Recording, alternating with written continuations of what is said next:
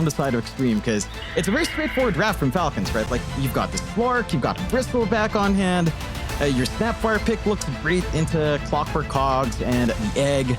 You've got this Bat Rider that can pull back, you've got this Polar Guardian to cover you in these fights, and Skitter is running the safe lane Dawnbreaker as well. And we're having the Amar offlane Slark come out after some time. I mean, we haven't seen it in a while ourselves. At the very least, we do get that treat on the offlane. It's going to be an interesting one because, I don't know, like you look at this draft, it feels fairly standard, straightforward from Falcons, and then from Xtreme Gaming, just like mid-Phoenix, it does look like there is a consideration here for that Earn Spirit Vessel build for XM, so maybe not going for anything too funky, but it makes sense. It does make sense. I think Core Phoenix can work, like especially with Dying Light. You know, he can hurt you a lot just by being around. Like it'll be interesting. I should stop being so critical of this hero, Jonathan, because I like Mid Phoenix. I used to like Mid Phoenix. It's something a little bit new for us, Jonathan. You know, it's not. Yeah, it is. It's not something boring in the mid lane. Oh yeah, and then you get the mid Bristle back as well. This is a matchup that you would not see at all. I think the last time we saw mid Bristleback was up against mid Tiny, all the way back when I think Mamang Dai used to do that. That was years ago at this point. Yes. That was like the counter when Tiny starts with 0 armor. Haha, Quilt Spray, you're dead. A couple of boost stacks on top to be sure. But yeah, I'm keen on seeing how well XM manages this lane, because it does feel like the Bristle still shouldn't struggle too much.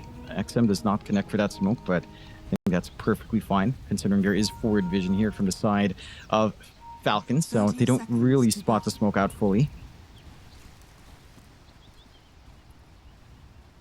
We'll take a time. XG, they are going to roam around with that smoke, see if they can find anybody down at this bottom side, but nobody hanging about by Falcons, so chances are they are just securing a 2-for-2 trade on these bounties. Mid matchup does feel a little bit annoying, I'd say, for XM against the Bristleback, but can kind of work either way. Like the one facet I think people tend to forget a lot about, or rather the innate of Phoenix, that blinding sun, it is kind of ridiculous how much evasion it starts to provide, or rather mischance starts to provide on the enemy once you really get it going. Like, it's kind of dumb how easily you can get to like 50% mischance in the middle of a team fight on like multiple heroes. Yeah, it can kind of put a hindrance out there, especially for someone like the Slug that will just want to focus in. And of course, the Bristleback, who does go seeing red, you're going to lose out on that extra damage you want to kind of leverage. We'll see how much XM can get out. Again, this mid lane matchup is not something you tend to see. The one thing is, the AoE of Quilt Spray is quite high, so XM stacking up 3 early on is already half his HP gone. At the least, he does have that early full 1 start, so he's got some flash regen on hand, but it's not that costly for Malrine to just leverage that. Again, the cooldown of Fire Spirits for your presence in lane here for XM, it's pretty damn long. Malrine has a lot of downtime from XM where he can just run up, press W, and have all the fun in the world here. It's interesting. I mean, this is what I was kind of saying. I think at least the early levels for XM will be pretty tough against Malrine, and maybe once you hit the level 3 mark, you get the level 2 Fire Spirits, things start to get a little bit better, but overall, I think Malrine's going to have a fantastic time in this mid lane. As we are looking at top as well, you are going to see Snaking and Skitter against Polison, and of course Newen. Well, it seems like another kind of even trading style of lane. You might see a bit of action, but for now we did have the creep pull for New, going to allow him to just secure those early couple levels.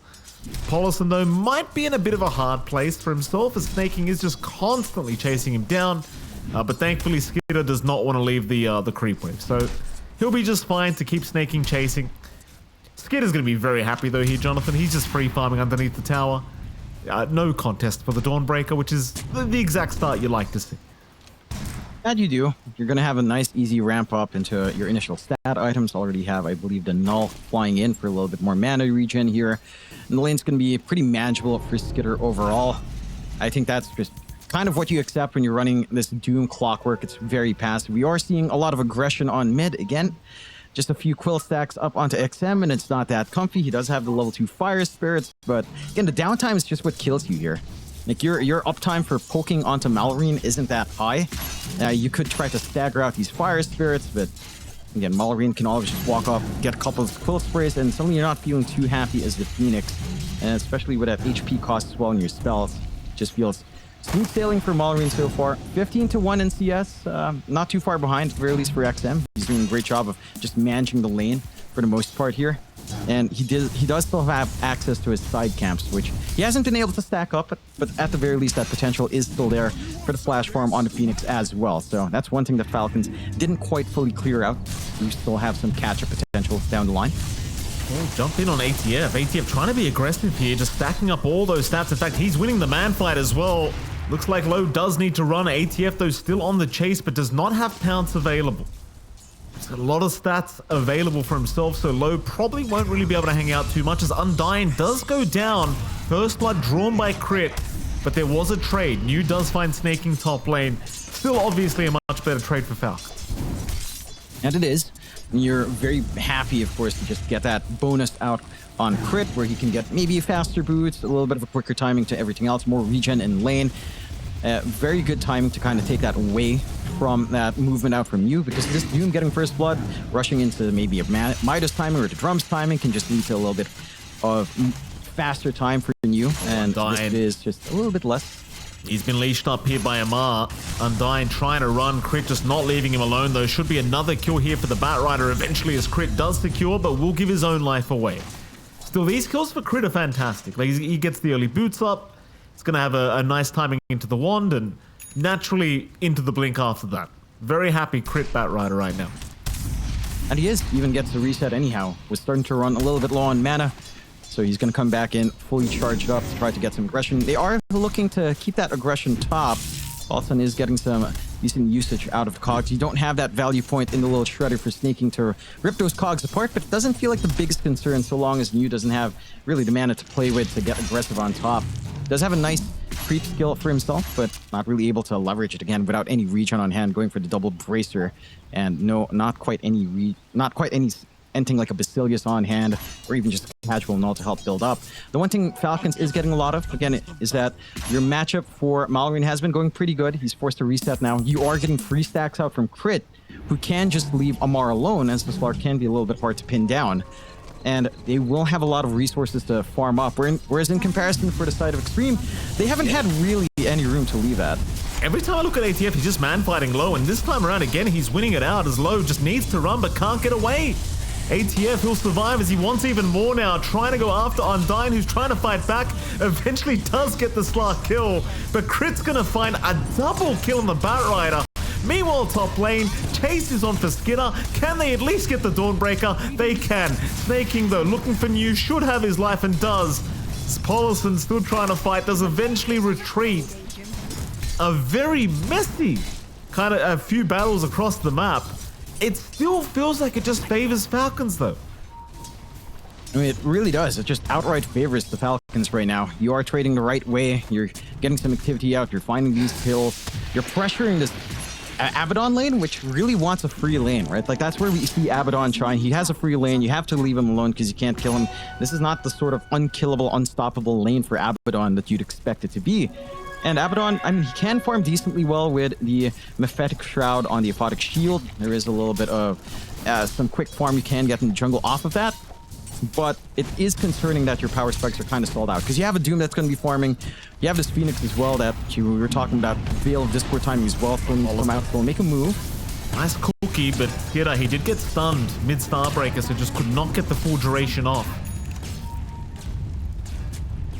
XG certainly becoming a bit of an issue here up at this top lane now, because they've brought Low up as well.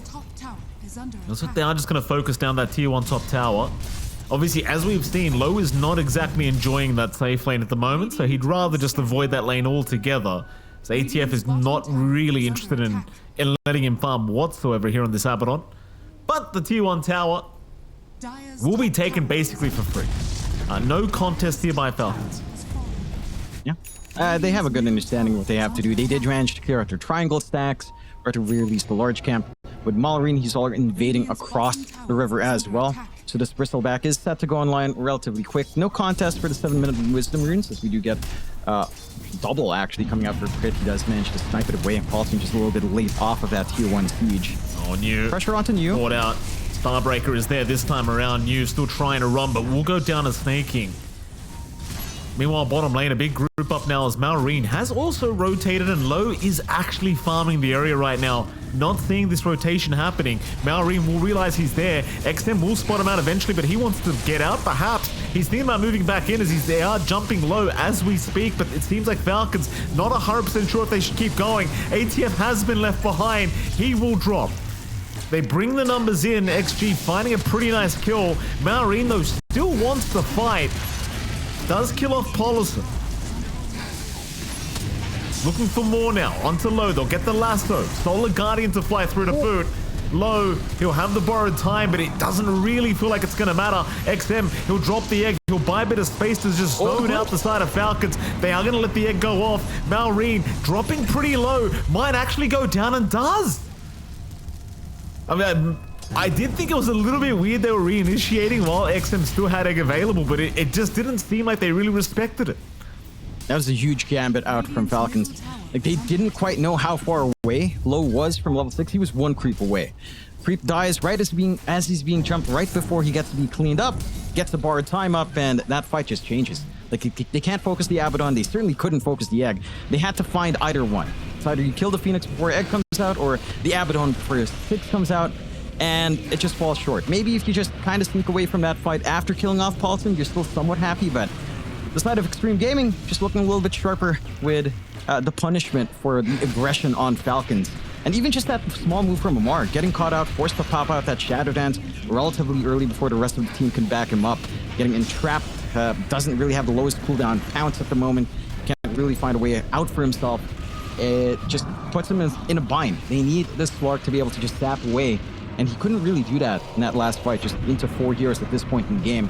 A 6-7 start, Xtreme Gaming, still looking pretty damn sharp. You've got this timing for XM lining up. The Spirit Vessel only a part away now. He's going to have a lot of nice healing reduction coming in, nullifying some of this durability you're seeing on the side of Falcons. And for the Falcons, they still need some of that build-up. Like, you don't have Ags yet on Malrine. You're looking for a Blade Mail, a little bit more tempo from Skitter. You want that Orchid up on more. And all of this is just taking time. None of their movements did really pan out. The only hero that's maybe having a really good game right now is actually Crit. With this Batrider off the back of all of these kills, will have a very fast blink. And that's something you're going to have to bank on while these cores are still trying to hit some initial items to apply some leverage here for Falcons. Yeah. Something else we saw as well in that previous fight down at the bottom lane, John. Malrine, he had like 45% mischance in the middle of that egg happening. It's just, he couldn't even kill off the Disruptor because he just kept missing. This is what I was saying. Like, this Phoenix and 8, you really can't underestimate how much it kind of makes you miss. It stacks up real quick. That it does. I think that's also what caused issues there for Moore, thinking that he could try to clean up, but again, the mischance is just a little bit too much to try to deal with at that point. At least for the side of Falcons, again, they're getting space out from Malrine to clear out some stacks slowly but surely, although he got the Shadow Dance off in time. He does need to retreat, though, by the looks of it, as they do commit the Doom. XM's going to jump in as well, and this Clark is as good as dead. No saving Amar. At least Snaking does get his way out, and they do at least secure the T1 bottom tower before he does die. But it's still going to be a very nice kill for Xtreme Gaming, and it seems like it's on to the bottom T1 tower for them. Yeah, it just doesn't take too long for the side of Xtreme to shove in, not with an Abaddon on hand. And for the side of Falcons, again, you're just kind of waiting for these tools to be online. Ags are still 2 parts away for Malrine.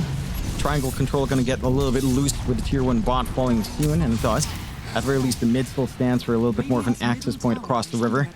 You are, again, just about 500 gold away from Crit having that full blink. So that is something that you can rely on. Maybe this Blade Mail as well, and Skitter should allow him to frontline a little bit better. But as long as the side of Xtreme Gaming kind of play together, it's pretty hard to break this nut, right? Like, they're staggering their spells pretty good. Like, yeah, Doom's down right now, Static Storm's down for a little bit longer, but Egg is available on XM if a jump does come in.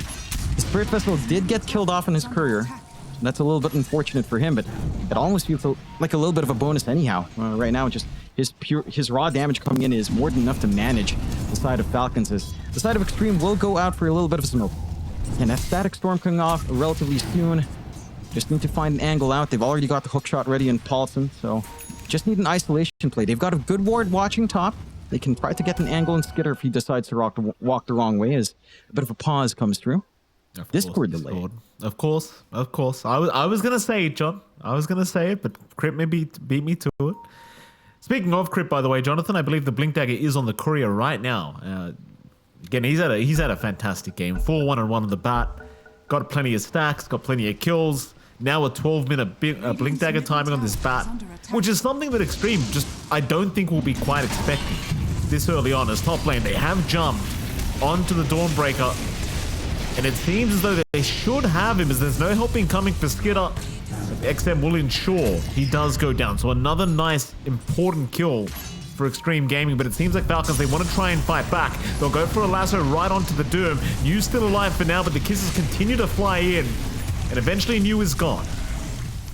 It's still a pretty good trade for Xtreme Gaming, if you ask me, assuming everyone else gets out of there. But Falcons at least abusing that quick Blink Dagger time. That they are. Probably the best reveal you could hope for.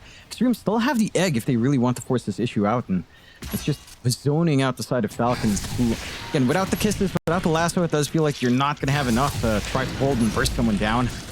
And they're just going to have to be a little bit more patient, as, again, for the side of Xtreme, these tools, they're layering them out quite nicely. Like, they kill off the Doom, sure, but he didn't have Doom up anyhow. Now New has that. If he shows up into the next fight, you'll have a way to control up Amar, you'll have a way to control up Malrine or Skitter if need be. And for the side of Falcons, I mean, it's that X factor in these Blink Lassos from Crit. It's going to have to do the job for a fair time. Maybe you can start to get those connections out with the Solar Guardian as well. You do have that Blade Mail finished up on Skitter. But the timings are still lining up here for the side of Xtreme, and I have to hand it to XM. Again, it looked like a little bit more of an even mid lane. Mallory never really managed to kill off XM, which you don't really fully expect anyhow, but it has allowed us Phoenix to hit its stride very early on. And with these timings lining up, it just gets a little bit scary. You get the Euls up, you get that casual, even just the Veil of Discord up. That magic damage is just going to melt through the Falcons. You already have a couple of your heroes working onto the early glimmers as well. Oh. Ultron misses onto ATM. Won't matter too much. He's going to just go for a run and we'll make it out. I appreciate how aggressive Xtreme Gaming have tried to be throughout this game. Number one is now Skitter again being watched top lane. They'll jump in with XM, the Spirit Vessel making it very hard for Skitter to survive through this. The Crit does kill Polison, but they will lose Skitter in the meantime. As Snake King, oh, he'll barely get there. Just barely securing the life of XM. And that'll make it a pretty worthwhile trade here for Falcons. I mean, that's the top network hero on the side of Xtreme Gaming. It's a nice one to find along with that pickup on Paulson. And for Falcons, you really don't mind Skitter dying too much. Again, he's a pause one Dawnbreaker. Yeah, you kind of need items up and running, but the way he's playing it right now, he's just itemizing like an offlane enemy. Blade Mail into a pipe. Your real carry is going to be Malrine, and to an extent, Amar, of course, on the Slark, trying to scale up as well with that full Orchid done. You're buying space for these two cores to really get built up. We're not even seeing any sort of Solar Guardian plays coming in from Skitter outside of a rotation bot. They're much more willing to just be a little bit more passive on Falcons. Waste the time of Xtreme. It does feel like Xtreme's the one that's on a little bit of tempo. Yeah, your Abaddon can scale up. There is a little bit of a hard cap in the Phoenix outside of scaling damage from Sunray, but once Glimmer Capes also start to fly in, once that pipes finish up in Falcons, they have a little bit less to worry about, and that scary Phoenix starts to get a little bit less scary, although... Big Static Storm being dropped here. This could be a very hard fight for Falcons, and the Solar Guardian does buy them a little bit of time, but Snake King already gone, and so is ATF, as they'll try to focus down New on the Doom, but there's just not enough damage coming up from Skitter. Skitter now getting glimpsed back into low. Crit's gonna jump in again, finds a lasso onto XM. Maybe that's the turning point, but the Aphonic Shield purged off immediately. Crit's still actually going. So is Malrine. Maybe they've got him. XM slowly but surely dying. The Flame Break will connect, and that'll be enough. Malrine will eventually die to the glimpse damage, and it ends up being a 4-for-4 with two supports surviving at the end.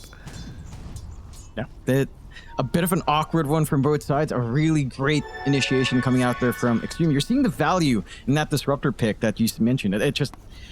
nothing to really counteract the static storm. Once they're entrapped, this AoE hold, AoE doom just ruins something like the Slark and just mitigates some of that play potential that Amar wants to kind of leverage with the Orchid. It's not really able to snipe anyone away. The side of Falcons, though, are at that point where showing up with Malrine is pretty scary. He does have his full Ags finished up, so there's a lot of damage. It's just a lack of durability right now in Falcons, which, again, they're trying to rectify with a pipe pickup on Skitter. And it all just kind of boils down to whether or not you can find these isolated targets on the side of Falcons. You know, trying to play off the lasso, trying to play off this Orchid pickup on the Mar. They need to try to flank Xtreme where they're kind of one by one, except they've been playing in the general area as a unit of 4 for a pretty long time now. And again, they have so many save potentials on hand. Even just the counterplay from Undyne stalls it long enough that everyone can kind of get into position and makes it a very challenging game for Falcons, which we did mention in the draft. You're picking Batrider into an Abaddon. You bought an Orchid up against an Abaddon. This Aphotic Shield's just going to do a ton of work for the side of Falcons. They're still in the lead. We're talking like they're not in the lead whatsoever. Their net worth is high, and that's mainly off of crit and almost matching use farm on the June, to be fair. But it does feel like Xtreme have been finding a little bit better angles in these fights. Roche does begin for Falcons. And that is something they can clear out. Static Storm is available, but the side of Xtreme just a little bit too far out to contest that Roche now. Absolutely. Falcons will secure the Roshan freely. No. Oh, I say that. I mean, the TPs are coming, John. I mean, Roshan, I thought it was going down a little bit quicker than that, but apparently not. XG now in position to defend Roshan and try to go for it themselves. So Skitter will just hang by the mid lane, continue farming, because he can be there at any time with that Solar Guardian. XG, smoke up, nice hook shot, they found Crit. That's a big target. Crit's going to try and force stuff away out of this though, but the glimpse is going to be there. And that's a big deal, because Crit's been making a lot of work happen in these recent engagements. Seeing him die, I'm sure would make Xtreme Gaming much more comfortable to try for Roshan. They've got a clear angle out. You do have some plays that can come in, like say a Solar Guardian out from Skitter. He does have the pipe ready if they want to try to sneak that in. It's a tight area. You could try to play around with the kisses, but all of the teamfight spells for the side of Xtreme Gaming are up. Like, trying to force this into Static Storm, into Doom Egg, into this pit can be risky, but they'll have to risk it for the biscuit. They'll get the smoke out on the side of Falcons. We'll see if this Solar Guardian combination with a pipe is going to be enough to hold them back here. Here we go. Roshan's still alive. Cogs out from Polison to try and block the stairway. In goes Low with the harpoon out onto Snake King, but Low maybe going a bit too far on his own. Still pretty confident with that borrowed time, as now they've dropped the Static Storm, just trying to do with Snake King, but here comes the Solar Guardian. Skitter's going to join in the team fight. Malrine's still going as well. ATF will join in now. Polison, he's the target, but it's not working out for Falcons. They are slowly falling apart here, but the egg does expire now. Maybe they can reset and go again. Falcons still trying. Here comes Crit to help out. The lasso's out onto New. The Doom's still fine with the Aphotic Shield, though, as ATF has dropped. Low, is he gonna die? He finally will. Skitter will catch him. Maybe Falcons can take the fight. New dropping to Crit. Malrine still playing games here with Polison. And it seems like Xtreme will indeed lose the team fight in the end. XM is still hanging around, seeing if he can make some work happen on his own. But it's literally him versus the world now. They're just trying for the TP play out, and it looks like he is not making it home. Not alive anyway, Jonathan, he's gone. Roshan to Falcons. Now, that was, again, a little bit of a messy engagement, but the staggering of the spells this time from the side of Xtreme, not quite clean enough. They don't manage to stop the onslaught coming out from Falcons. And I have to say, this pipe from Skitter is actually buying them enough time. That barrier is preventing the supports from dying too fast. It wastes a little bit more time from Xtreme, allows the rest of the force to try to kite around. You're inching closer towards Malrine finding his own build-up into his Glimmer Cape as well. So once you've got that fully up and running with this pipe on hand, this Bristleback has much less to worry about, right? Like, he's playing on edge. The pipe barely allows him to live through that fight. And with his own Glimmer Cape up, with that pipe barrier as well, I don't see you bursting down this Bristle anytime soon at that point. It does feel like a little bit of that early spike from Xtreme is starting to fade away. And we were asking that question, will Skitter's pipe be enough? The question's answered. It is enough. It does a lot in that last engagement. And for Xtreme, there are some concerns now. You are reliant on a lot of magical damage. Like, you're reliant on this Phoenix to really pump it out. You don't have that much right click just yet on low. You're reliant on Static Storm to try to burst them down as well. All of that is fading down. And again, as we start to reach these initial Glimmer Capes lining up, which you already have on Malrine and the full BKB up on Amar, this game gets a little bit complicated for the side of Xtreme. It's just down to how well can you hammer in these combos? How well can you entrap them with Static Storm and the Kinetic Field? Can you get the right egg you'd want? Can your Doom finish off one of these heroes? Like, they need to be able to try to force Falcons in a position where they can't really kidnap anyone and isolate them away with all of this control they do have on single targets. Smoking from Falcons, I mean, they're waiting. Paulson, jump in, crit. Actually never got the lasso off.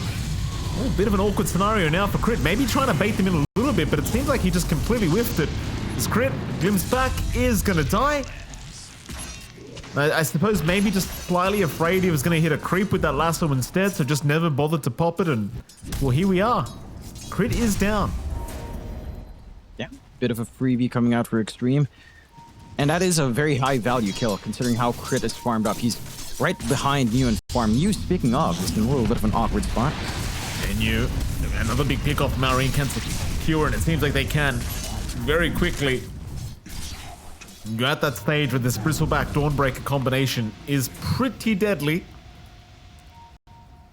Xtreme Gaming maybe just need to go back to try and play maybe a bit of a slower game. Like, you're seeing low, he hits hard on this Abaddon, but it feels like once the borrowed time's gone, he just can't really do much. You know, it's not really safe for the man anymore. No.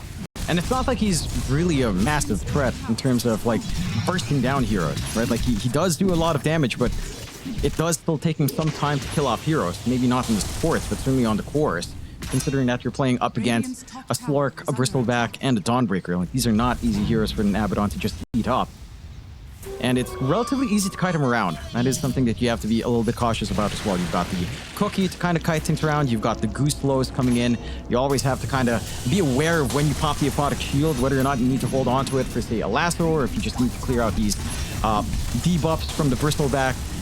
It is a lot to worry about on the Abba, and it's really just a matter of how well can you use your skills. It's just a difficult one to figure out what's the right time to dispel these skills, because the moment you pop Aphotic, that gives Crit like a few seconds where he can just look for a lasso and know that they're going to find that kill. Like, there's no save, there's no worries about that. The side of Falcons, just pressuring onto the tier 2, they find it, and into the Tormentor, a free shard out for snaking. A little bit more utility coming out on that Cookie now as well, with a bit of healing coming in. And no real steal that can come out from the side of Xtreme on their side. They could maybe try for a surround on Skitter. They do manage to get the Watcher. Paulson is in the forward position, but they're all just a little bit too far to try to play off of it. And they'll just try to get their own build-up going. You do have that full Shivas up on XM. He's going for the Yules next. And you've got, again, that Harpoon for low along with the Blade Mail. He's been stuck in that for a little bit, but it does allow him to front line with confidence here. And for New, he did have the Glimmer Cape from the last time he was ganked up. Is going for a BKB to try to save himself now. So we're seeing some of that start to stack up. So trying to stack up some of that durability, but I don't know if Glimmer Capes save you that much here from Falcons, because they have a lot of physical. They're not as reliant on magical damage, at least not as much as the side of Xtreme is. So it's just a matter of vision game at that point. And you already have the Dusts on hand on sneaking to kind of keep track of that Glimmer Cape usage anyhow. I wonder how they're going to nerf Glimmer Cape, by the way, John, in this upcoming patch. I wonder what the change is going to be to make it unappealing for core players to pick this item up anymore. I wonder. Yeah. Is it just the magic resist? I mean, I feel like it has to be the magic resist, right? Like 25. No, it's probably the barrier. It's probably the barrier as well. The fact that you get the highest base magic res plus a barrier on hand. I mean, you could argue that Pipe of Insight's higher, but it's also a lot more expensive. So it's either you get the barrier away, you remove the move speed bonus, or maybe you just nerf the base magic res at that point, which just makes it unappealing again. It's always tricky when these items are... Oh, TP away. It's not going to work out.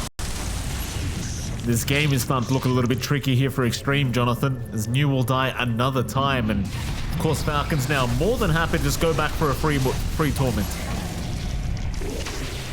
cleared out. They get the free shard for crit now. Not the most useful shard in the world, but a little bit more damage, I suppose, never hurts when you do manage to right-click down. And those right-clicks from crit have been stacking up in some of these prolonged fights.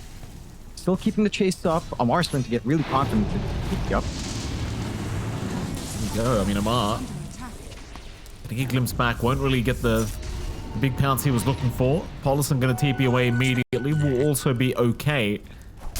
Like, we are in a stage of the game for Xtreme where I just think they realize they can't really fight 5-on-5 at the moment without some bigger items to come out.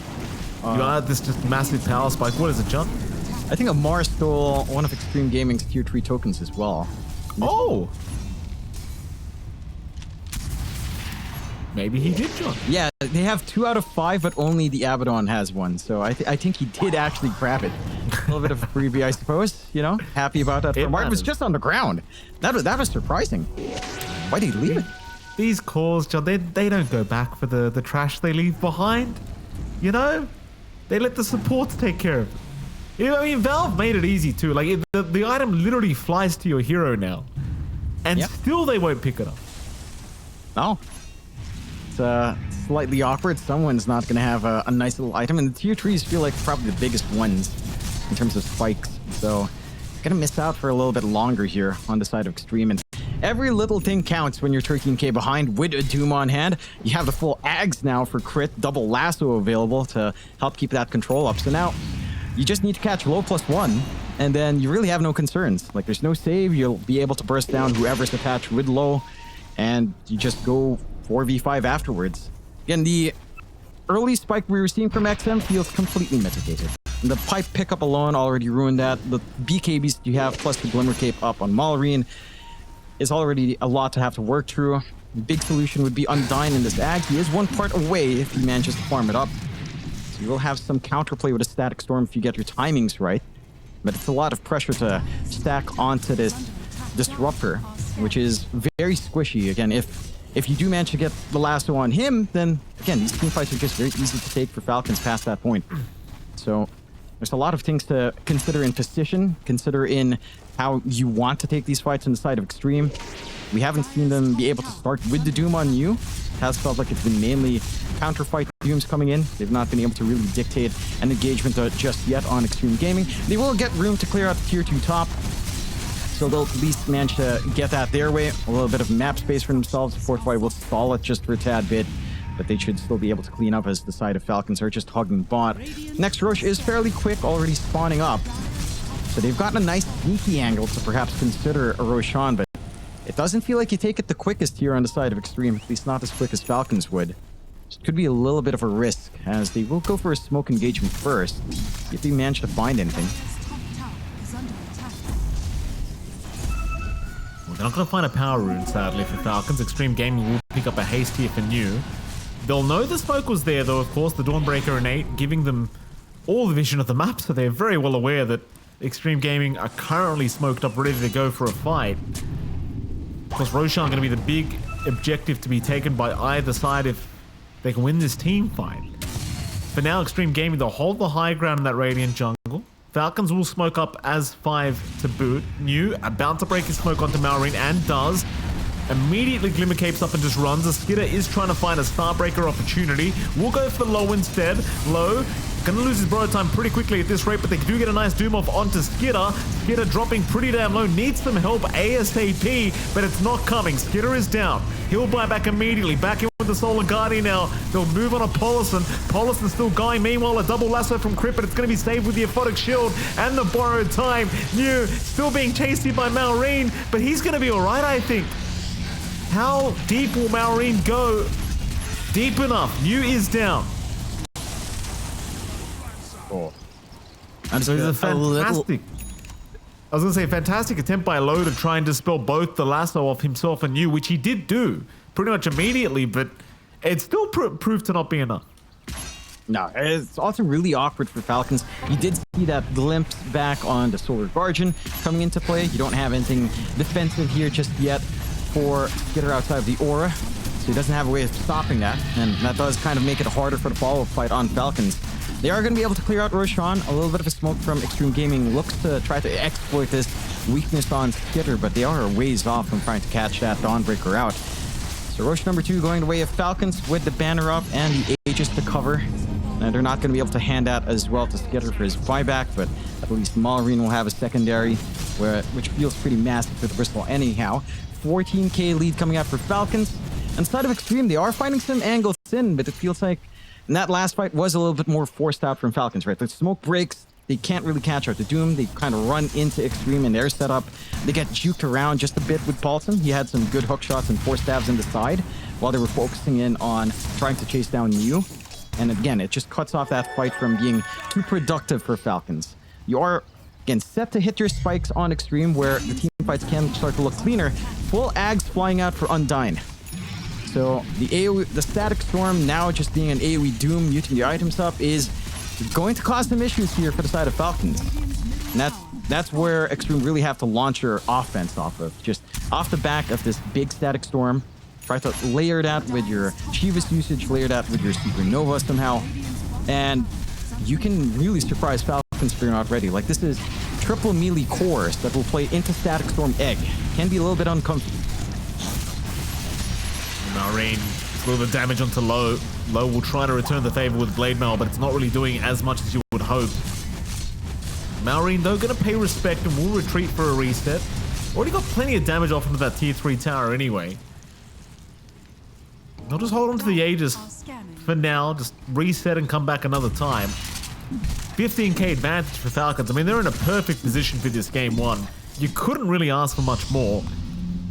It must be a bit of a shame for Xtreme as well, considering how good of a start they had to this game.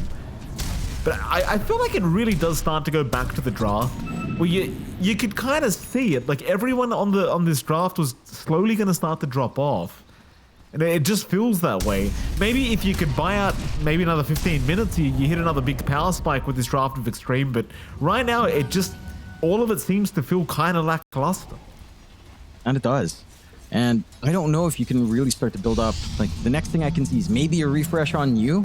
Helps to cause double Doom. Again, with that Ags upgraded Static Storm. Can cause some troubles here for the side of Falcons. It's just that it feels like this Abaddon hits a hard cap.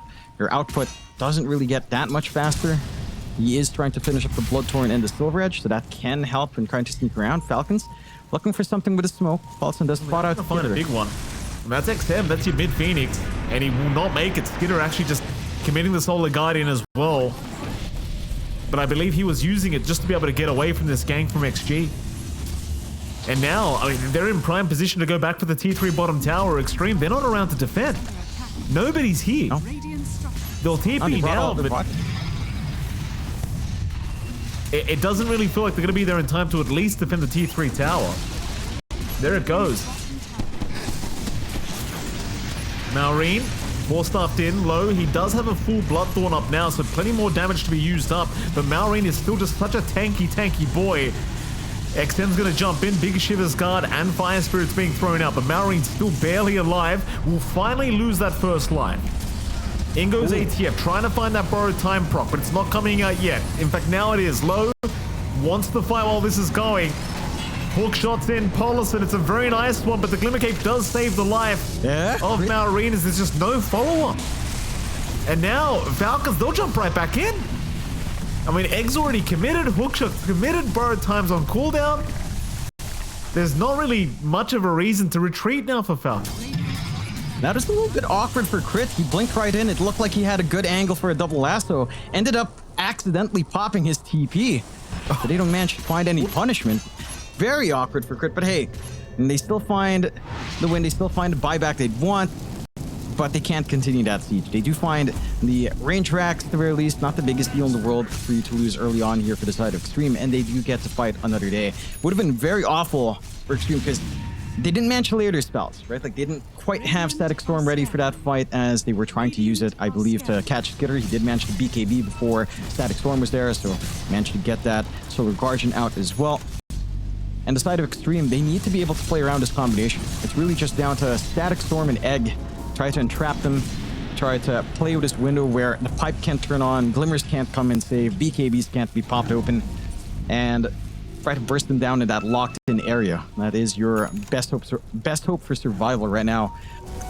on the side of Xtreme. For Falcons, excuse me, for Falcons, it does still feel like that pressure is on for it to try to catch heroes out. They are playing on knife's edge. I do like how they're kind of shifting in and out. Like Amar's looking for these pounces, looking for these leashes to force out spells and then try to get the retreat. A little bit more difficult when he doesn't have the second pounce charge.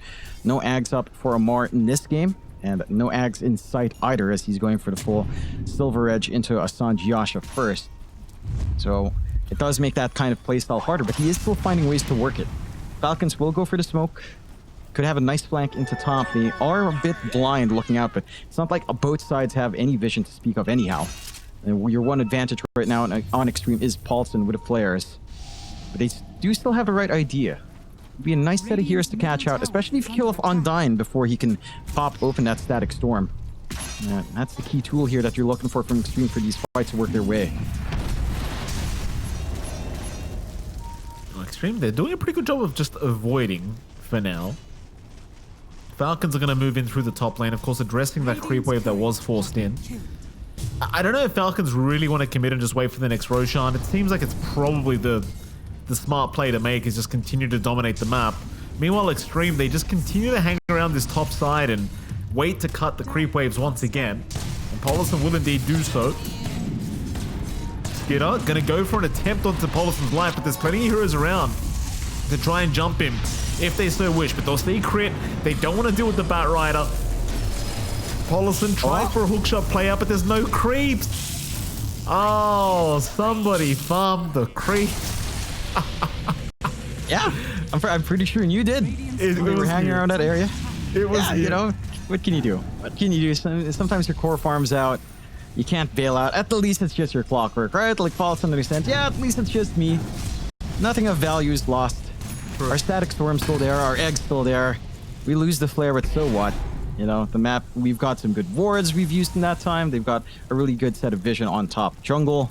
So they can kind of try to play off of that later on with a rotation out, or just keep that pressure on the lane, keep cutting creep waves again after some time's elapsed here.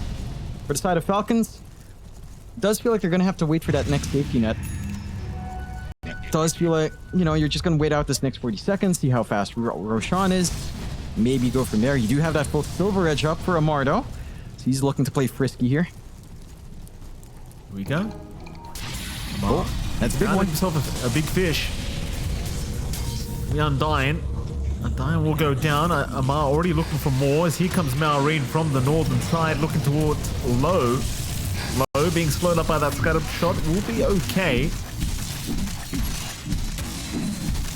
Of course, they just want the bottom racks for now. They're not really interested in a big team fight. Xtreme Gaming, it's just so hard to see a way to defend this when you don't have your static storm available. They will lose the bottom racks at the very least. Maureen's not done yet though. He at least wants to see a buyback, but well, sadly for our disruptor, no buyback available for him. He'll be back up in 10 seconds though. It's no real big problem. And it seems like Maureen may indeed just wait for the next Roshan, but it is going to be about 2 minutes 20. Yeah, a little bit of a longer one. Still, you have map control lined up here as they do catch out Amar, but does BKB TP off and the hook shot. Blocked by Undyne this time. It's just everyone's working against Paulson this game. Oh, what can you do, right? And it's just one of those things. Paulson's a very calm person. It's like, what can I do? You know, what can you do? You were in the way. It is what it is. You, as the clockwork player, knows the suffering of Paulson. Oh, I guarantee he's like, but if I get in range, I can glimpse him. To which I would have told my teammate he had a BKB. You probably wouldn't have got it off anyway. Oh, just don't get me started, John. I've had too many of these scenarios. Just let me do my job and hook people. Why can't they just let me do my job, John? That's all Paulson wanted to do. To be fair, there was also a creep wave in Paulson's way, so even if he didn't hook Undyne, he'd probably hook the creep wave as well. He would have dodged them. He would have dodged them. It didn't look like it, but, you know, I'll give him the benefit of the doubt. It's Undyne's fault for now, you know. We'll never know, we John. roll here. We'll never know. We'll never know for sure, will we? No. Certainly not.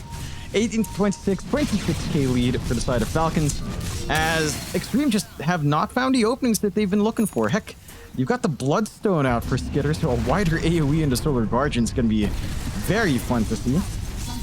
already with the Ags, of course, moving around with that wider AoE. Gonna be, I mean, 75 AoE at that point, I don't know if it's massive, but still rather interesting to see that pick up here, along with it. Just the added stats, a little bit more sustained coming out for Skitter overall. Could be a nice reset with the Solar Guardian. Roshan's still 29 seconds away. Smoke is out from Xtreme. Obviously, they need to get to that Roshan pit and ensure that they are not giving it away for free. Rocket Flare going to be thrown out. They'll see no Roshan available quite yet, so a crit will be spotted. They'll know that they're hanging about. 10 seconds left for Roshan to respawn. There's your counter smoke now from Falcons. Xtreme Gaming running through the southern side of that bottom lane. Falcons hanging to the north. Roshan, of course, available now. Low will be spotted, but that's not quite the target they can hope to jump first. Not yet anyway.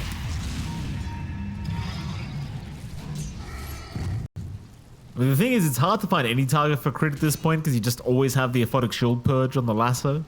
It's kind of hard to see how he's going to catch anyone, you know, if Low's just hanging about. Maureen's going to jump in for a quick hairball, but not really going to matter too much yet. XG again just going to back their way out as ATF has snuck in from the backside, breaking the smoke. The Cogs will see him. He'll pop his BKB. They'll doom him up though. In comes the Solar Guardian. They want the fight around this area. Low, he kind of got left behind, but he's going to make it out and said they're just trying to focus down the doom. New is down. He's got buyback available though. Low dropping quite low himself, but he's still perfectly fine with the borrowed time available. Now will be forced to pop it. Falcons in a very strong position now. Skitter on a Polison. Polison should be going down, but the Static Storm makes it hard for Skitter to finish the job off. Skitter, he might be the one to drop. ATF's going to jump back in, but they've got the Dawnbreaker gone. He'll buy back. Skitter looking to make his reappearance in this fight as Low now being chased down. Should drop, and does. Maureen finding a double onto XM. They'll go. XM, he'll use himself up, but he's got no Icarus Dive available. He's down. A triple kill for Maureen. Only survivor was Paulson. That was such a quick little Lotus out from snaking onto Amoris. He got Doom. That reflected Doom just meant there's no fall through from your Doom. You can't go around. You can't try to Scorcher it. Spam out the Infernal Blade. High HP, percent burn. Just very meaningful when you're playing against the Bristle, Slark, and the Dawnbreaker. You didn't have any of those tools. But that Lotus Orb usage out from staking. And that just, again, ruined the fight for the side of Xtreme. It looked like a good opening. You force out the BKB, but you get the Doom. But again, just quick fingers out from staking to back up his teammate and just changes the tide of that fight. No buyback available on your Phoenix. Still lacking a lot of gold here to have that second appearance. And you've got a window here for Falcons to go back in. Mind you, Doom's coming off cooldown in a few seconds. Static Storm is as well. Egg's going to be up on respawn. So those fuels are available, but Falcons can try to go for the 1-by-1 pickoff now without worrying about an Abaddon save. If Crit finds this angle with Blink. Oh, nice lasso again from Crit. Right onto the Disruptor. They understand how important it is that Undying is just dead. He does have buyback available, but he might just need to pop it. It doesn't really feel like you're left with much of a chance here if you don't have your full 5 up and ready to go on Xtreme. Mind you, they will still be playing without XM for another 20 seconds anyway. So it seems like they will wait for XM to respawn at least. Here we go. Yu's gonna jump in, dooming himself up, but they just force staff him out of it. Maureen's perfectly fine. The Doom really means nothing. In fact, that wasn't a Doom. That was a Lotus Orb return. Yeah, he has Ags on Malgreen, so it reflects as the Ags Doom. That's actually ruinous. But at least you have a refresh here for you. Gonna need to try again. Maureen, he's dropping low, but he still has the Aegis up.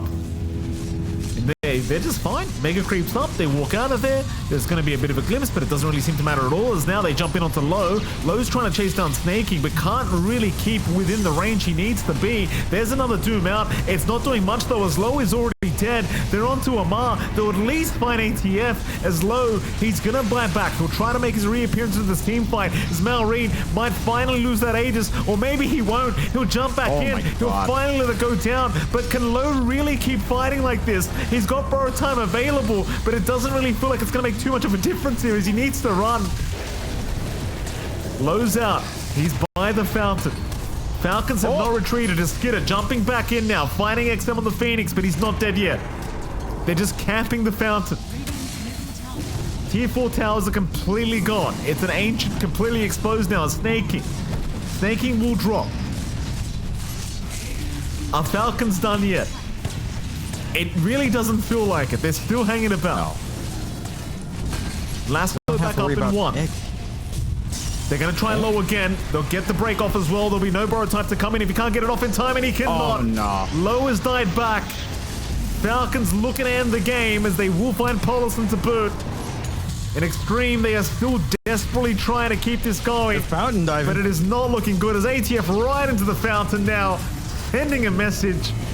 And they are still not calling it. XM will buy back again, but the Ancient is gone. And Polison will finally drop the GG. And I'm going to try to handle it there.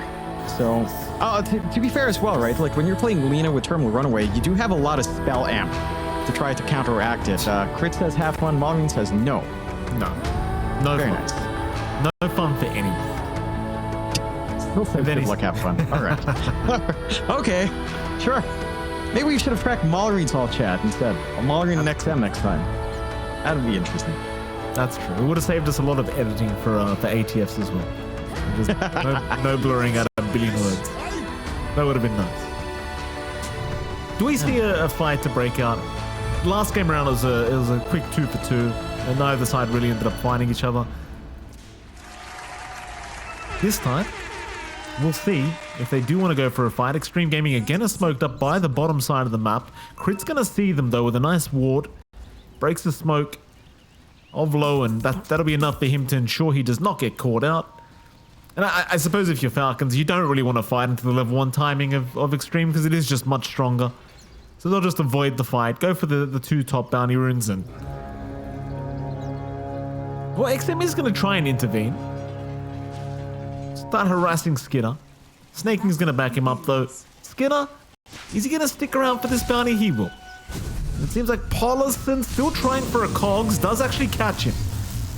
A little bit annoying for Skitter, but ultimately he's still perfectly fine. Yeah, it's all bounties going away for Falcons, so not even a single deny coming out from the side of Xtreme. So you're off to a fantastic start for Falcons, considering all of that movement across the map. And that's going to set you up for a pretty decent time here for Maureen. Again, this matchup up against Quap already feels good for Lina. You have really got good range, good right-click harass. For the Quap, walking up to try to scream of pain and Lina away just doesn't feel safe, considering how many right-clicks Maureen can get off as you're coming in. So you're going to be able to balance this out for Maureen. You're going to have a quicker bottle off the back of those 4 bounties, already just lacking 40 gold, just a creep left for Maureen to have that refill. And for XM, it's just going to be slow going. And they picked this Quap up relatively early in the draft, or at least early enough that Maureen gets to kind of consider his matchup. And they did leave that Lina in the pool. Again, Lina might not be the most successful hero, but in good games it has looked nearly unstoppable. Still taking a peek at the other lanes. You're seeing Paulson get that pull off up top, trying to get that EXP soak for himself to have an impact in the lane. This isn't a fun time for you as well. Like, you're laning Terrorblade into Abaddon, so your Reflection is just going to get Aphotic shielded away, which kind of takes the impact of Terrorblade offlane completely away. Like, that's how he kind of wins out this lane. Outside of using Metamorphosis, you don't have that presence here for New, so you're really not going to be pressuring Skitter all that much. In fact, he's prioritizing Snaking, so Snaking can come in with 3 right clicks with that live wire. That's already doing good zoning on New. No, it's going to be so annoying for New. Meanwhile, though, ATF actually dropping for first blood. Undying able to secure with the Inkswell damage, and there you go. ATF getting caught with his pants down here down in the bottom lane, already feeding first blood away. And again, for the Monkey King, this is like back and forth. As long as you have mana on low, you can keep spamming out the quills. Monkey can maybe dodge one usage out. You can't dodge everything, and you're just going to slowly get chipped away. It really comes down to how well Crit can try to poke and prod with Flame Break. And chances are with that death, you're not going to feel too aggressive on Amar. Like, this is still an opening for low, but he is still on the softer side, right? Level 2 Bristle, not the tankiest in the world, not the quickest death by quills. There's still an opportunity for Amar if he so wishes, but just going to have to focus in on that CS and try to play catch-up off the back of it. They've got a nice pull for themselves at least, so they can cut off some fat gains in the lane.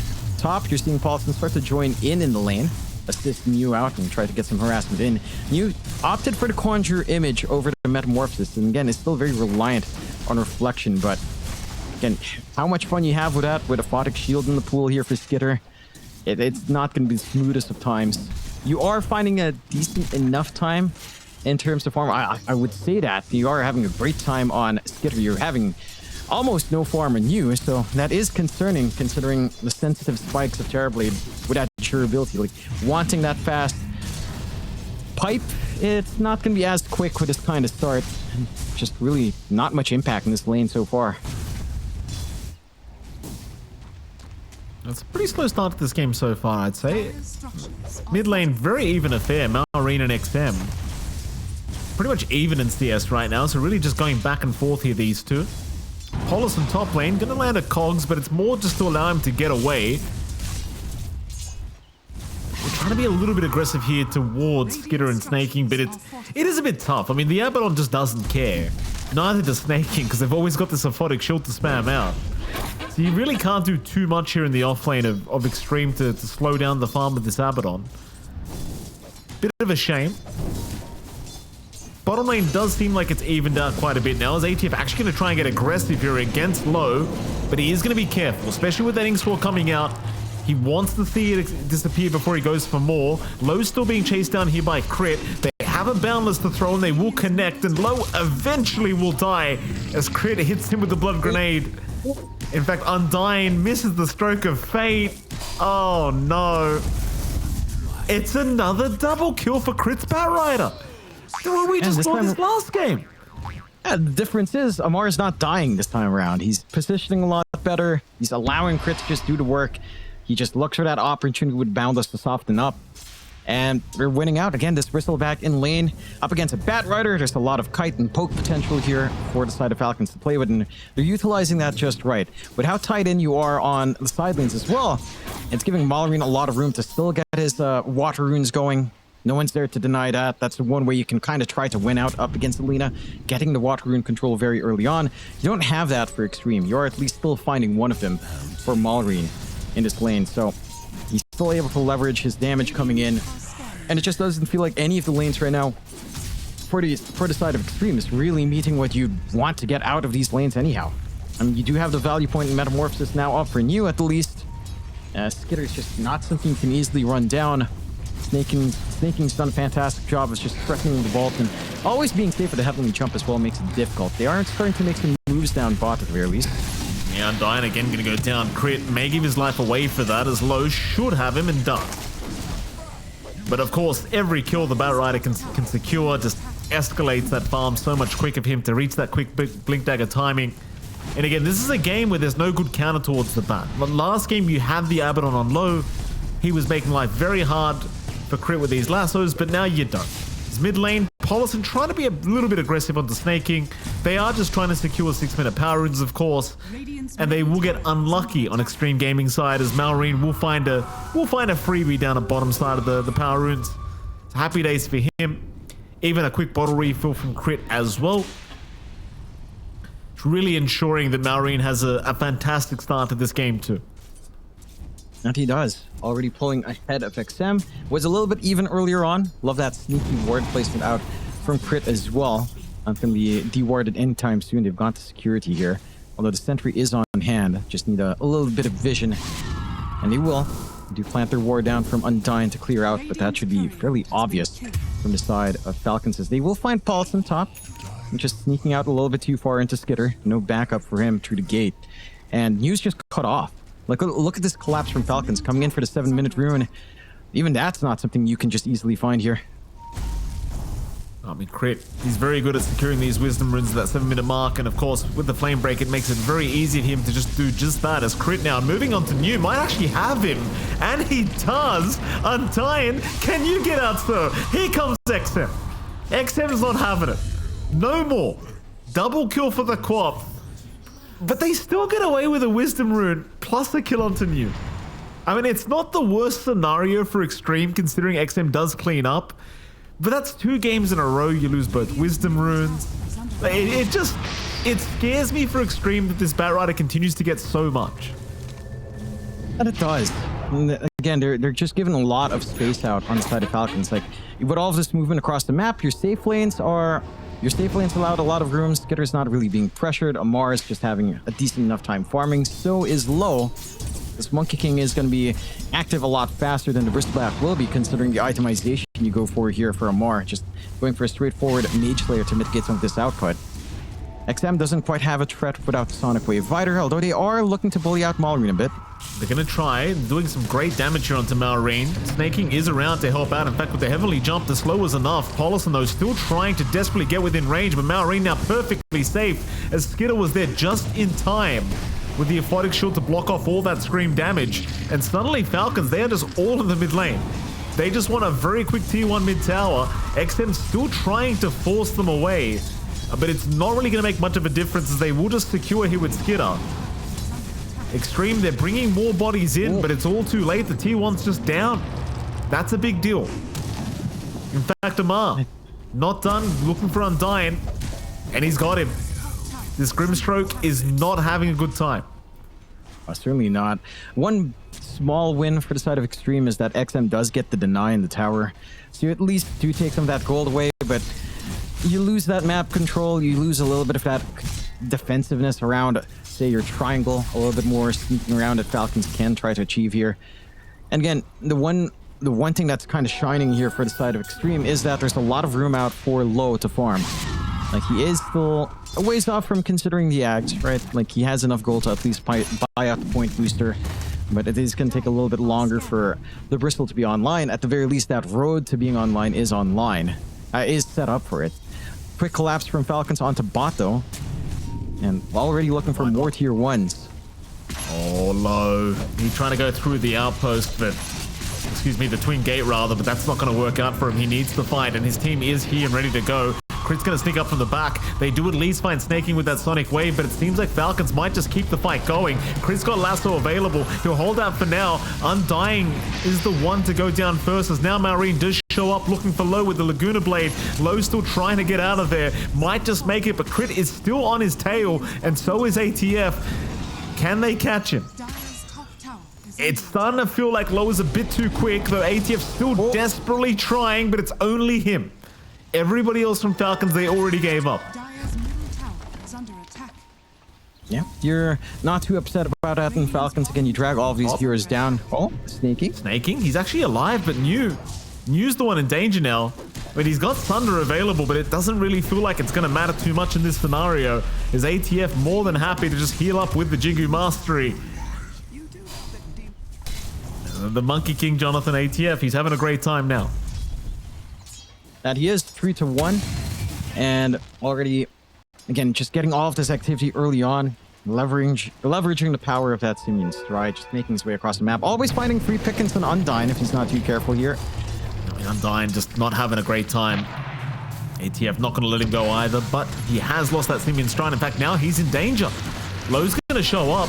ATF's got no choice but to try and fight back, but he's out of luck, I think. He actually does Mischief Dodge the Scream, but it's still not going to be enough. Still Jingu Mastery proc again, but it's still not there. So this time ATF, getting a little bit too excited, does end up handing his life back the way of XM. And that's not great news for Falcons. No, that's a big kill for them to finally find on the side of Xtreme. An important one for XM to find as well. That's leading into that Dagon time for the Quap. Pivotal to start to sustain and counteract that Masochist fast that you do have on hand. And just a little bit more burst to play with. We were talking about the potential protective items to come in for the side of Xtreme. For the side of Falcons, you don't really have that lined up yet. You know, you're not really considering the early Glimmer Capes whatsoever. The Mage Slayer for Amara is still on the way, still 2 parts off. Not too far in terms of gold at the very least, but still some time needed until that starts to build in. And 6-9 start, Falcons do maintain a 2k lead, but Xtreme are starting to find some ground, right? Like this Bristleback is already 1 part into the Ags. Oh, they've got the Quap now. Blink is up in 1, but it's all too late. The Boundless was there in time, and it's a real shame. I mean, XM, he was having a really good game for himself, but that'll be his first death of the game now in the Quap, and I feel like against a team like Falcons, you really can't really afford to slow down, as ATF is not slowing down, but he may have given his life away again, and he does. Can they get Low? No, they cannot. Low's out of there. ATF, again, getting a little bit too excited. No, didn't quite have snaking around close by enough to try to help with burst. Thunder God's just falling a little bit short with the positioning of Low having his back turned on him. So rather unfortunate, but you count your blessings on the side of Xtreme, right? You're getting freebies out from Amar. You're now just one part away from Low's full ags. And you're inching towards some initial glimmer capes as well. Like you've got one in Paulson coming in. You've got the pipe being set up from you. You're going for a smoke now. Paulson has that hook shot ready. You've got the soul bind ready as well. Could be a nice opportunity if they catch someone off guard here. Skinner chases on. Hookshot is there from Paulson. Skinner needs some help desperately.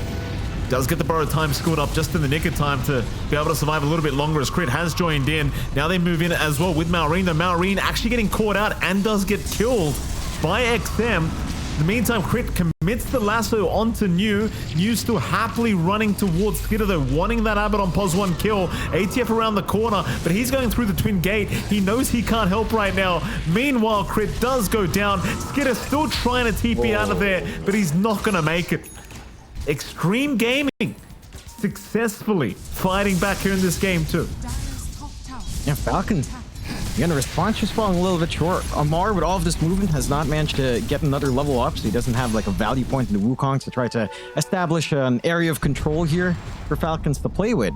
So he's just stuck looking in the tree line, trying to find a flank, and just never finds a comfy one considering how low everyone is on the side of Falcons.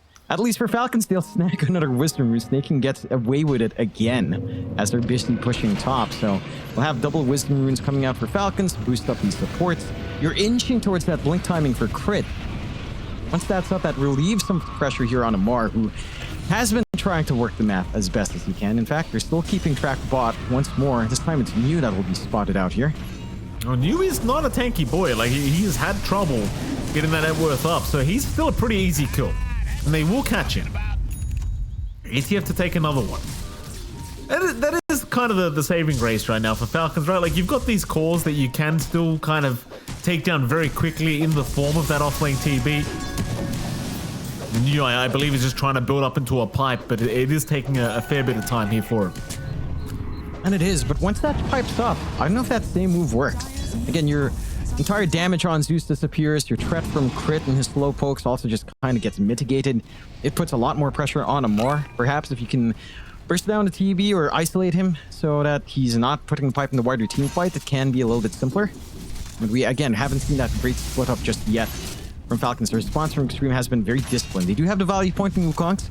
They can try to look for a little bit of a play here, and they've got the blink up on Crit to isolate. Nice lasso. Crit is in. Blink reveal is there. Hookshot from Paulson and a big sonic wave. XM, he buys the space. The Sunder's out onto low. He does not end up going down. They'll still find Paulson and Undyne, so the support duo will drop. But at least they will save their bristleback. That was clutch out from Paulson. Hookshot in and gets the Glimmer Cape save off. So and it just provides enough space for Low to back out. Now they can re-engage. Yeah, they want something for their trouble. Crit will drop immediately as Low. He's not done. He wants the big one. He wants Malrine. Malrine trying to run. A quick Dagon in from XM. Malrine still alive thanks to that aphotic shield, but surely not for long as XM. Oh, I mean, they're still moving in. The Blink Dagger is there and Malrine is finally down as now Low's looking for his own way out and so is XM. XM will be okay with the blink. Low, meanwhile, trying to chase down Skidder, but realizes he is pretty much out of luck here. John, he's dead. Almost taking ATF with him, but not quite. Not quite. Still a very costly trade for Falcons. Losing Malrine like that, just getting run down. Nothing defensive on Lina, not even the full Ag's done. Still fired and rolled away. Paulson can solo this. Oh no, the Boundless! And he misses the hook shot anyway. And now he might just be free food for the monkey. Chase is on. Undyne, of course, is going to be the target they prioritize because it's just easier. There he goes. But a bit of a shame for Paulson. I think he was trying to wait for the aphotic shield to wear off before he went for the hook shot because he did have vision in that triangle to go for it himself, but I don't think he was confident enough to actually make that play happen while the aphotic shield was going. No, not quite. They do balance it back on Falcons, only really finding the supports in the past few fights, but hey, leads into a 2k lead. You've still got this timing lining up, the full Ags flying out now for Malrine, and you're going out with a smoke now for Amar and Crit. Blink Lasso back up. There you go. Yeah, very nice. Lasso in XM, getting caught in the Wukong's command. They do throw out the Lightning Bolt and the Flame Break connects. So XM dropping another very strong Sonic Wave. And he actually will survive thanks to the Glimmer Cape usage. Is now Paulus with a great hook shot in, catching two. They'll take down Crit. Snaking does heavily jump out of there. And will make it. But still a very nice turnaround. Again from Xtreme Gaming. A little bit of a shame you didn't have enough mana in Snaking for a Thunder God's Rat. Would have been enough to blow up the Copter's window where the Glimmer Cape didn't fly in, where your teammates weren't quite close enough. And you would have gotten away with that kill even after trading Crit, and you'd feel a little bit better in Falcons. But Xtreme Gaming are punching back. Again, we've seen the same thing happen in Game 1 where the early game for Falcons wasn't that clean. They are getting some room out for Skip to get bigger. You know, you're scaling up on Amar, but your win conditions don't feel as all in for Falcons, right? In comparison to what you have on Xtreme. Like this Bristleback has some crazy spikes, Glimmer Cape already flying out for low. You already have the double support Glimmer Capes up, so some of what you were talking about there for Lina, the issues are starting to come in with all of this magic resin barriers up. Even for the Zeus as well. Like it's just a little bit of a rougher time. You almost have to kind of bank on saving Lightning Bolt just to scout. Or just save Thunder Gods to scout once the Glimmers are active. And that also ties into the pipe from you. So much magic damage mitigation here. It doesn't feel like Skitter's ready to eat through physically. It's mainly Amar with his output. And Amar isn't quite tanky yet to really bear the brunt of the force of Xtreme when they do counteract here. Dire's bottom tower is under attack. Well, Xtreme Gaming is still pretty aggressive positioning here in the Dire jungle. Skitter's going to run into them. Crit's going to be around as well with the Blink Lasso ready. New, still hanging about. It seems like they probably want to catch XM on the Quap, if anything, with that Lasso. Is now Skitter dropping pretty low. Might be forced to borrow time very soon. Low's going to move in. Skitter, there's your borrowed time committal. Meanwhile, ATF from the back will move on to Polison, but he hasn't got enough damage on his own. He's got to try and survive through this, as the rest of his team will make it there now. Is it enough? ATF, he will survive. They'll move on to New, but New's also going to survive. The Glimmer Cape again coming in clutch. Malrine just does not have enough, but now Low getting caught by a lasso. They were very patient. The hookshot from Polison, but it's all too late. Polison now still trying to fight, will end up going down. They'll try for Malrine, but they'll lose Undyne instead. In fact, New's now in the middle of nowhere. And New, well, he's got Thunder John, but he's not even going to get it off. A very messy fight, but a very, very nice lasso again from Crit right at the end. That's the kind of patience you look for when you're playing Batright. And you do. And again, you're seeing some of the effects, some of the issues Falcons has in insta-giving the side of Xtreme with that pipe, with all of these Glimmer Capes on hand. But big issue for Xtreme was that they couldn't actually kill off Amar. Like, he manages to get the Wukongs, he gets an Aphotic Shield thrown on him. Low isn't able to get the last couple of quill sprays to really kill off this monkey, so they're forced to back out of the Wukongs, not able to fight in that area of control, and Falcons just retakes the space. They just get the aggression out. It didn't feel like, I mean, you had a really good hook shot for Paulson, but at that point you didn't have your follow through from Low, and it's like what you said, that lasso sealed the deal here for the side of Falcons. I think for the side of Xtreme, again, you have that durability on hand. You've got the pipe, you've got triple Glimmer Capes up. You need to have the confidence to kind of jump in. The issue is the physical output of Amar is still very relevant. And yeah, you can counteract the Lina, you can counteract the Zeus, but you don't really counteract that Monkey King at this moment, even though Amar, again, isn't the tankiest. You also don't quite have burst outside of your Sonic Wave, and XM just didn't have enough to kill off Amar instantly. Absolutely not. Yeah, tough times now for Xtreme Gaming. Suddenly 2k behind. More importantly, though, it's this Bristleback that needs to really set the tempo of this game, and we're seeing Low just, he's doing some great work, but it's just these awkward engagements where he's getting caught at the last second with these lassos and just getting dragged way out of position. And Falcons, for now, do have all the answers with the damage output they do have. New's going to pick up an Arcane Rune for himself. Looks like they will go ahead and infiltrate that Dire jungle once again. Crit, he's going to have a gander with the Firefly committed, seeing if he can find anyone for a quick, easy kill. Skidder and Maureen going to join as well. Looks like Undyne with the Glimmer Cape TP going to try and get away, but it won't make it. Crit still holding onto the lasso, looking for a bigger target. Undyne, of course, is going to be the only death, though, as everybody else from Xtreme Gaming is able to get out of there quite freely. I do appreciate the fact that Xtreme are trying to play aggressive, but they've not been able to get control back with these wards still standing from Falcons. Like, they get the sentry down, they don't manage to clear out, they don't have vision on the high ground to clear out the wards. They don't even manage to clear out the ward when they planted down that sentry anyway. From Undyne, they're just forced to retreat. And the idea is just squashed instantly. You are still getting some space out for low, going into the S and Y here in the Bristle, right? Like, you've got the Kaya Sanj coming out for XM, so some durability for him as well with the Spell Amp. But it does feel like you're starting to get to that point where, yeah, the Skidder is just going to be running forward, buying space for Amar to find an angle. And Glimmer Cape and Pipe aside, this Lina can still try to burst you down. Like, even though it takes a little bit longer, the magical damage is still respectable. What would the Ags up and the Flame Cloak running? So you do still have ways of poking side of Xtreme low enough that Amar and Skidder can clean up. I see Xtreme Gaming coming out with a smoke here. See if they can try to work an anvil out. They do have Metamorphosis ready on you, and they could use spot Skidder. They can find the Batrider first, but the hookshot's off the mark. A nice 4-staff away from crit. They were trying to Skidder instead, but you've got to be worried about that borrowed time. With that secondary, and there it is, procced immediately, that they are wasting a lot of its time, so Skidder needs to just run the hell out of there. Meanwhile, though, Wukong's command committed by ATF to try and zone away the side of Xtreme Gaming. And it seems like at Xtreme, they will kind of just be zoned out. Polison's still having a look around to see if he can find a nice cogs. Low now rushing towards Maureen. Meanwhile, Falcons just trying to retreat, trying to find a way back out of here. In fact, never mind. They're jumping in. Polison, he'll actually survive the thunder from you. Skidder's the one to go down. Massive, massive plays here from Xtreme so far. Can they find more? Well, they're desperately trying, but they don't have hookshot available for another 10 seconds. So it seems like they might just have to settle for trying to go down this T1 bottom tower first.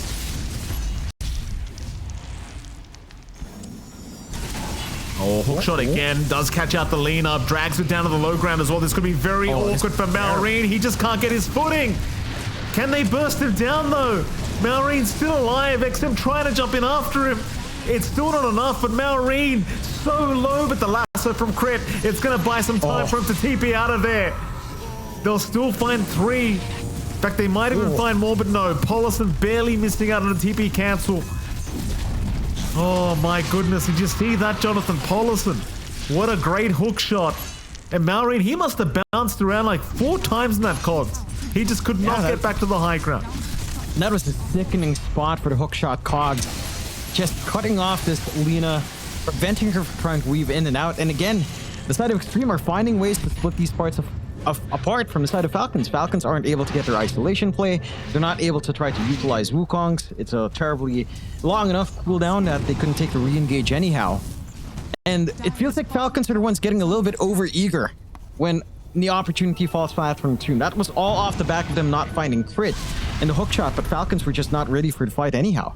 Their positioning was just not quite tight enough around each other to, again, establish this area of control and just try to use the Wukongs to entrap them, get the damage on top, allow Amar to clean up after softening them up. None of that really flew out. Xtreme Gaming now, 1 to 2k up. Not a massive lead by any means. They're still behind in kills. You know, in terms of map control, we're at a very even game state. All tier 2 still scanning for both sides. The Skidder. Yeah, I mean, he's in the middle of nowhere right now. Skidder, his team is slowly getting there. Borrowed time's committed now. Maureen and Crit have finally made it to the area. Skidder, though, still looking like a sitting duck, does barely make it out as Maureen does take down Polison. Crit now being targeted. In goes ATF, though, but a big sonic wave. XM, he'll take down the Batrider. Crit is gone. XM barely able to hold. No, he doesn't. The Thunder is still buying a bit of time for XM as they take down Skidder. Falcons have gone too far. Can they get ATF out of there? ATF turning back in onto low. Has low gone too far? He has. ATF now. Once again the target here, but without low around, they can't really continue to commit. They need to leave. And they will. Undyne's at least going to get his TP off and the rest will be fine. That was such a These plays coming out from Xtreme, these thunders coming out from you has just been saving the day.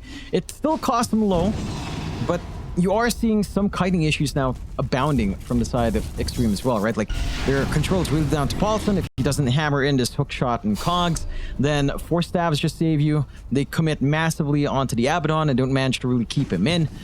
And it's just the side of Falcons having these double 4 stabs to save the day, right? Like, on the side of Xtreme, it's been this Glimmer Capes en masse that's been opening up these opportunities for themselves to bypass this burst, as they do have 4 Glimmer Capes on hand, which is just stupid. But you do have the double 4 stabs on Falcons in comparison, also kind of doing that job for them to try to kite out when they are slightly out of position. And they do manage to work it out. A very even game. Like, this is still teetering on either side, considering the scaling left for both sides here. Like, Lowe's going into the BKB, Mew's just going for a standard Sanj and Yasha, and maybe can start to itemize his core. They are looking for an opportunity top. Could be an awkward one, depending on how well Crit can find an angle, but the one thing that you do have an advantage of for Xtreme is your vision game is much more consistent with a flare. Mind you, it's still level 2 flare, not the lowest cooldown, so it's not as spammable. It's not like you're anywhere near an Ags here for Paulson yet, but it is enough to at least give some info out. Like, they spot the tree, they back off, they re-smoke on their side on Xtreme. Falcons also smoked up. This could be a messy one, depending on how well they start out. It certainly could be. Falcons trying to sneak up from behind, both placing vision down as a lasso has caught out Undying. They want that Grimstroke first, and they've got him. Undying down. Crit does also drop though, so a nice trade to start for Xtreme. His ATF, middle of nowhere right now, just trying to survive in his Wukong's command, but a hookshot Paulson jumping in. ATF dropping pretty low, they'll take down Paulson and ATF. He'll heal up with the Balance Strike, Jingu Mastery. He'll make it out for now, but how long can he survive? The answers look like not very long, but no, he's actually making it out of there. Can he though? The shield's giving him time. ATF still trying, but does eventually go down. There's now Skitter in big trouble. Skitter trying to get out, cannot make it. XM will Dagon him down. Oh my goodness, Falcons. It looked great to start, but they end up losing that fight 2-3, and well, now Roshan, of course, going to be available for Xtreme Gaming. And again, I think the issues for Falcons there is that it's not really the lasso. Oh, I think that's a fine lasso coming out from Skitter. It's just that the Wukong's was a little bit early from Amar. No one's really hanging in that area. You're not really applying damage. In the rest of the fight, it fades away. You're not able to play with the added armor as well to ride out Lowe's output, as he's not really stuck in that area. So, you haven't been able to establish that area of control here on Falcons, and side of Xtreme just step away from it. They just don't care. If they're not in Wukong's, they don't have to worry. They kite Amar around a little bit and get the follow through. Paulson? Paulson? He's going to end up going down. Malrine with a quickie. Not the biggest deal in the world. I mean, Paulson's been having a pretty good game here on this Clockwork. Go down to Malrine. I mean, at this stage of the game, it's hard to know who's actually winning here, John. Pretty even game between these two sides, and I mean, there is a point where I think you start to get maybe a little bit concerned as XG, like as to how the Bristleback is going to scale later on, compared to say the Lena Monkey King, and of course the Abaddon. But I mean, so far they're doing a pretty damn great job. That they are. I think you also have to respect that the Terrorblade offlane does transition to almost like a pseudo 1 down the line, right after these durability items are up, like say the full SNY that you finished up here on you.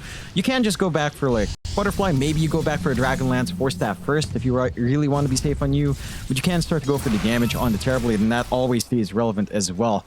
I think that, again, that's going to be where some of the challenges lie. It's just down to how well can you take these fights. It does feel like the answer for Xtreme Gaming is a lot simpler.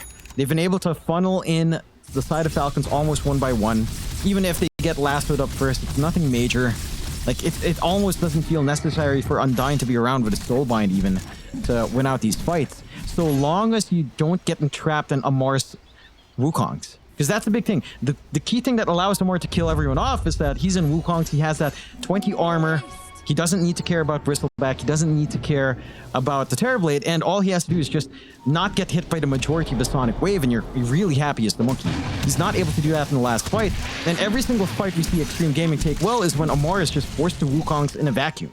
So that is something Falcons has to be somewhat aware of. Like, they are actually reliant on a more using the durability aspect of the Wukongs to try to fight into this Bristle. Smoke out from Xtreme just to lead into a tier 2 push. Fortify will force them back just a tad bit. Falcons trying to shove in bot in exchange, but not really going for that full commitment. But you can see Xtreme's getting that confidence to play forward. They've still got 2.5 minutes left in that Aegis on low. Not too much to worry about. The X factor for Falcons, again, it's that Wukong's and maybe this kidnap potential from Crit. He's been pretty on point with the lassos for the past 2 games. It's just a matter of sometimes the translation after the lasso kill hasn't been that clean here for Falcons in this run. Okay. Oh, yeah, it's still a very, very close game here between these two sides. I mean, just a 1k advantage. Seems like Xtreme Gaming, they want to go through the top lane now, just start securing those T2 towers. Should have no issues getting it done. I wonder though if they're feeling confident enough to start thinking about approaching that high ground. And you still got 1 minute and 40 on the Aegis. Maybe at least enough time for a tier 3 tower and try to force a nice fight for yourselves. It can be a little bit scary going to that high ground though against that Pat Rider. Harpoon is there, Skidder. He's going to start already. You can see Low, he's not feeling too good about it. He's going to leave the area and so will the rest of the team. Just one good combination coming out from Mallory. It doesn't do as much, to be fair. Again, you're trying to burst down here with the Glimmer Cape and the pipe aura around you. It's not the most pleasant of time to be Alina. You're not running heroes down as much as you'd want to here. But that is enough to at least dissuade Xtreme for the time being. Again, don't have too much time left on that Aegis, so it's going to be back to farm. But they get map control in a big way. 2 tier 2 taken. They have that pressure on the map. They've got really good forward vision coming out here, although it's not going to last too long as you are playing into Zeus. Eventually, Snaking will get that control back. The side of Xtreme, though, again, this game's just a lot simpler for them. Your damage output on XM is always relevant. Sonic Wave is pure, so you can't really counteract it with any sort of big, say, Glimmer Cape stacking yourself here on the side of Falcons, and that's why you're really not seeing that actually come out in this game, as really Sonic Wave is the main issue. The reapplication of all of these screams is getting fairly annoying, though, and I can see the value for XM into this Ags that he's queuing up, because Soulbind Ags is going to be nice. You do whiff a little bit of a hook shot from Paulson. Snaking. Oh, gets the TB cancelled. Paulson, very nice with the cogs, and poor old Snaking will have to lose his life. A little bit unfortunate for him. Rest of Falcons, though, going to be okay to TP away. It doesn't seem like anyone else will get caught. Or at least only lose Snaking. I believe it was a 1-for-1 on the Wisdom Runes this time, though, at the least, though. You don't find that double Wisdom Rune you really wanted. Now is Satanic completed on low? I think that might be the point where he wants to go and fight again with his team. I mean, that Satanic timing can be pretty devastating to try and go up against the Falcons. They are going to group up in the mid lane. I think you'd much prefer to go for a pick-off before you try high ground again, especially without the Aegis, but Falcons are playing very safely. That they are. They understand the difficulties in trying to approach these engagements at this point. Got the BKB up and running on Malorine, so it can be a little bit simpler for him to find a position in these engagements. It does feel like you kind of want to find a way to break as Crit's a big deal to find here, especially if you're trying to go high ground, and well, they will at least whiff the Clockwork hook shot, but it won't really matter. You could try to force a buyback from Crit. It's a big deal. That Bat Rider is really the only scary part of this high ground attempt, I'd say. Glyph will be forced out, Low, not looking to retreat yet, still happy to keep going. Skitter's even farming the bottom lane right now. He's not even in the base at the moment. So it is basically a 3v5. There goes your tier 3 tower. They are slowly chipping away at Low, but he just pops the Satanic and just the infinite Glimmer Cape usages, man. It's just so stupid to watch. That it is. There was no damage at all. That Thunder Gods flew on. It's like nothing. Nothing. It just keeps going. He has enough to just keep it up every time. How many do you have? 1, 2, They have everyone. I think 4 at least. Paulson, Malrine has been caught. We'll throw Laguna out. He was saved by Glimmer Cape 2, by the way. John is ATF. ATF is down. Not great news as he does not have buyback, but thankfully for Falcons, Xtreme Gaming will look to retreat. For now, they are looking to just shift gears, and it's a challenging position for Falcons. Like, Amar gets caught out. He can't afford to. Again, the key thing for Falcons is not just the lasso, it's also this Wukong. It's like the only thing that's allowing you to play into low. It's your counter action for the bristle. It's just that extra armor to try to survive through from all of these quilt sprays and the bristleback and the right click with the seeing red. And if Amar can't fly that on, then there's no threat. Like this Abaddon can't operate in a vacuum. You do manage to farm into the AC for Skitter. And that's a little bit of a bonus, a little bit more armor for everyone in these engagements at the least, but certainly not enough. Now you have to contend with XM having his full ags up. Again, this potential play with Soulbind into all these daggers flying in, the reapplication. Not going to feel too fun for Falcons, who did not manage to go into their own Glimmer Capes. Right? They bypassed the Glimmer Cape shenanigans as well. Only Snaking has one. Maybe again sensing that this Sonic Wave is the bigger issue, the physical damage from the Bristleback and the Terrorblade is the bigger issue than enmassing the Glimmers. But that's going to cost them now, because now the poke damage from the Shadow Strike is just always going to feel good. At the least you have the double lasso ready from crit. Again, like you were saying there, Mike, he doesn't need to worry about any sort of dispel on hand to stop the double lasso, but I don't know if that's enough. At this point, it doesn't feel like it's going to be, unless, again, you tie that in with some great damage coming in from Amar and Skitter here. Here goes a big smoke again. Xtreme Gaming, 5-man smoke.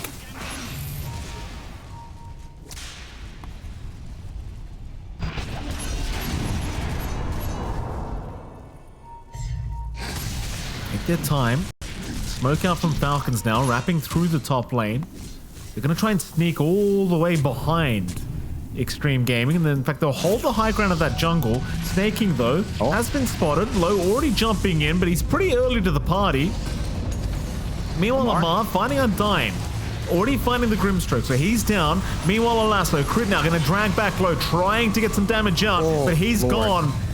Crit is down. We'll see Snaking buy back into this team fight as that Paulson being targeted, but you get the Force Staff away, and with the Glimmer Cape, they can't really kill him. He's all right for now, but eventually they will take him down. ATF, though, has also dropped. Now Skitter's the target here for Low. The chase is on. Skitter still looking for the man fight against Low, but it's not really well advised. He does not have borrowed time. He can't fight. Mal Reed in trouble. XM jumping in. He'll find a dieback on Snaking. Maori now forced the BKB just to get out of there. Meanwhile, Low just securing the tier 3 tower into the mid-racks. And suddenly Xtreme Gaming, Jonathan, turns out all you've got to do is buy Glimmer Capes. 4 of them, in fact. Oh yeah, it's gonna get nerfed to hell. We sure enjoy it while it lasts. That's so it 4 Glimmers. It's so dumb just watching that. There's zero damage, right? We were talking about this pipe timing with the Glimmer Capes, and that alone already set them off. They add all of these Glimmers on top, and then for Falcons, very specific circumstances have to happen in these team fights, and they almost achieve it last time. To be fair, I think that isolation play was the correct move. They got a good lasso into the Wukongs. It's just not enough damage at this point. And again, you're playing into magic damage from XM being very relevant with his Ags up. So you have the Shadow Strike spam coming in. We're not even seeing that in conjunction with Soulbind just yet. You have the safety net here for Xtreme Gaming, not messing about. Gonna take Roshan before cleaning this game up. They already have a Linkins as well to protect here from Mew on any lasso shenanigans that can come in. And obviously no contest for the Roshan from the side of Falcons. Xtreme Gaming, I mean, they got to go for the Bristleback without any sort of hard counters on hand. There's no break on hand to even soften them up. Not even a consideration coming out here from the side of Falcons at any point in this game. They start playing the Mega Creeps game, and you're in a very enjoyable position right now for the side of Xtreme. Aegis up performance 40. You've got a refresh orb on low, so you can just BKB on the first life, BKB again when he gets back up. No problems there. And I don't know how you stop this in Falcons. It has to be a massive, massive lasso out from Crit with all of these Force Staves back to close to the fountain. But even then, I don't know if that one pick-off will be enough for you, unless it's like the 2 lives of Low, perhaps, or just XM. but not easy targets to find here. Oh, Skidder, look how fast his HP pool goes down.